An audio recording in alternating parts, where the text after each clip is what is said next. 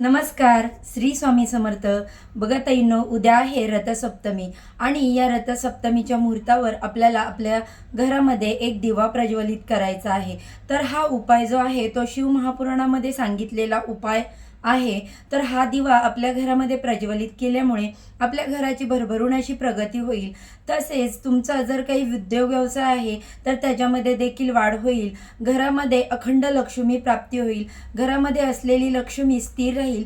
तर असा हा अत्यंत प्रभावी उपाय आपल्याला उद्या रथसप्तमीला करायचा आहे. तर असा हा दिवा जो आहे तो उद्या आपल्याला दुपारी 12 वाजायच्या अगोदर आपल्या घरामध्ये प्रज्वलित करायचा आहे. तुम्हाला जर जमेल तर सकाळी 7:30 ते 8च्या दरम्यान किंवा 9 वाजेपर्यंत हा दिवा लावण्याचा जास्तीत जास्त प्रयत्न करा. हा दिवा लावण्यासाठी तुम्हाला मातीची पणती घ्यायची आहे, कारण मातीची पणती ही पंचतत्वांपासून बनलेली असते आणि त्याच्यामुळे ती कोणत्याही आपण जर उपायासाठी घेतली तर त्याचं पुण्यफळ आपल्याला दुपटीने मिळतं. तर सगळ्यात आधी काय करायचं, एक प्लेट घ्यायची. प्लेटमध्ये सप्तधान्य घ्यायचं.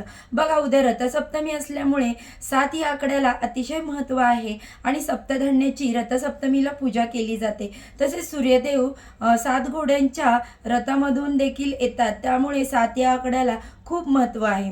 तर सप्तधान्य घ्यायचं, त्याच्यावरती हा दिवा ठेवायचा. त्याच्यामध्ये तिळाचं तेल घालायचं. तिळाचं तेल नसेल तर तुमच्या घरामध्ये असलेलं कोणतंही साधं तेल तुम्ही घालू शकता, परंतु त्याच्यामध्ये चिमूटभर तीळ टाकायला विसरू नका.